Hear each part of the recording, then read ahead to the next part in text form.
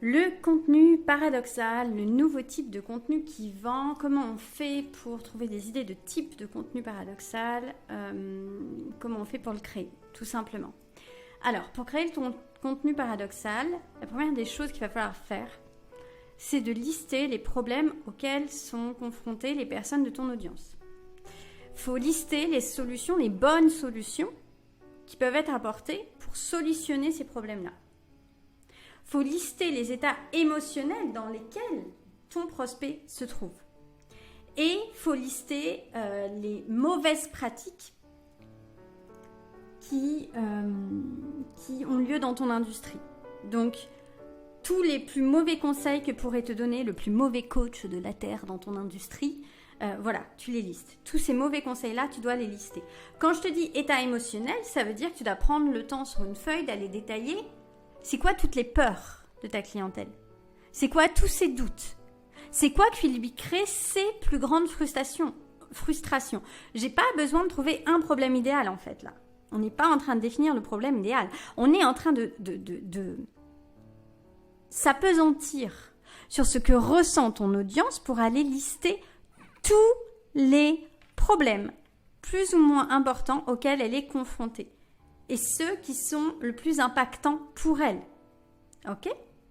Une fois que tu vas avoir listé tout ça, tu vas avoir vraiment une grosse base de données qui va t'aider à bien définir ton paradoxe. Si c'est pas encore assez clair pour toi, je t'invite à ce moment-là, une fois que tu as fait ta petite gymnastique mentale et que tu as bien listé tous les problèmes de tes prospects, il y a la formule là que tu peux utiliser qui est ultra puissante. La raison qui fait que les n'arrivent jamais à, alors qu'ils.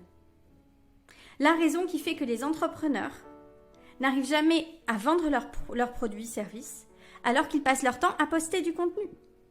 C'est qu'ils postent le mauvais type de contenu. C'est qu'ils sont mal positionnés. C'est qu'ils ne parlent jamais de leur offre, etc., etc., etc. Donc là, je mets le doigt sur plusieurs paradoxes.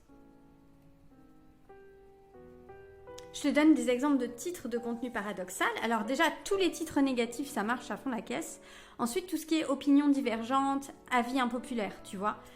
Donc ça peut être un post en mode les pires conseils Instagram, l'erreur numéro 1 en business, pourquoi tu as des abonnés mais pas de clients, ne fais pas ces erreurs en amour, quand tu veux perdre 5 kilos mais que tu achètes des pizzas toutes les semaines, tu vois.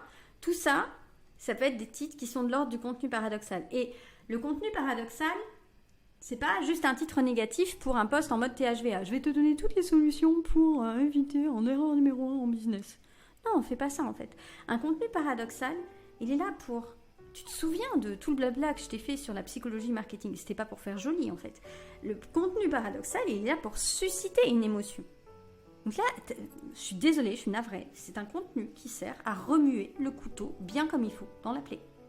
En mode, quand tu postes, c'est fatigant, t'as pas de résultat. Voilà, slide suivante. C'est horrible parce que tous les jours tu prévois tes posts, tous les jours tu batches, tous les jours tu cherches d'autres solutions. Là-dessus, autre slide. C'est horrible parce que t'as investi dans plein d'accompagnements.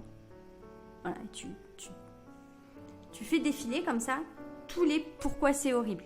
Et la fin du carrousel, c'est pas, mais la clé absolue, celle dont on t'a jamais parlé et qui est la baguette magique pour tout changer dans ton business, c'est...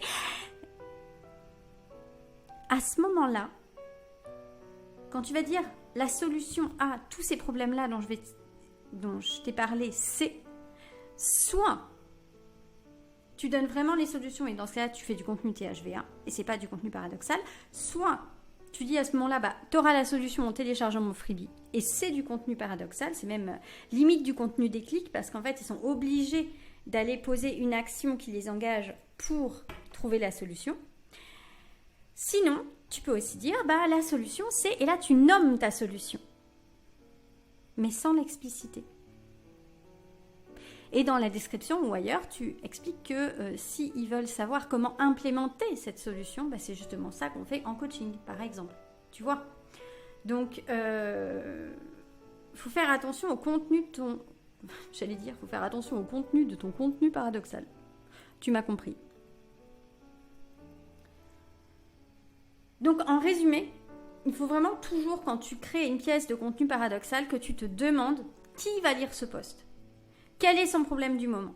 Quelle est sa solution ? Et quand tu as ces 3 éléments en tête, tu peux vraiment créer du contenu paradoxal qui cartonne.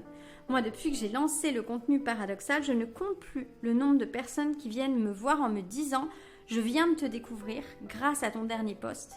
Et j'ai su qu'on était faites pour travailler ensemble parce que je sens que tu me comprends. Juste parce que j'ai pointé les problèmes. Parce que je leur ai dit « Hey, je sais ce que tu ressens.